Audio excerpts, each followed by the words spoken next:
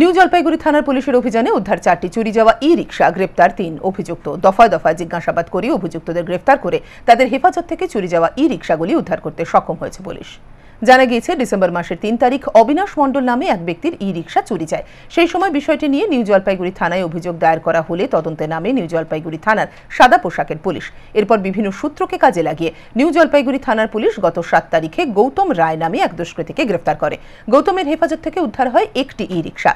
এরপর ধৃতকে জিজ্ঞাসাবাদ করে মোহাম্মদ পাপ্পুর নাম পায় নিউ জলপাইগুড়ি থানার পুলিশ।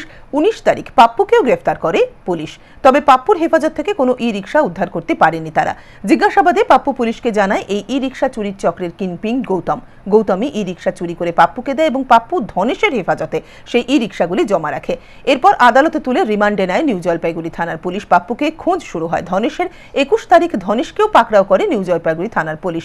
এরপর ধনেশের হেফাজত থেকে উদ্ধার হয় 3টি চোরাই ই-রিকশা। রিমান্ড শেষে বৃহস্পতিবার পাপ্পুকে জলপাইগুড়ি আদালতে পাঠিয়েছে পুলিশ। অপরদিকে 27 তারিখ পর্যন্ত রিমান্ডে রয়েছে ধনেশ। জানা গিয়েছে, ধনেশের হেফাজতে আরও 2টি চোরাই ই-রিকশা রয়েছে। ধনেশকে জিজ্ঞাসাবাদ করে সেই 2টি চোরাই ই-রিকশাও উদ্ধারের চেষ্টা চালাচ্ছে নিউ জলপাইগুড়ি থানার পুলিশ।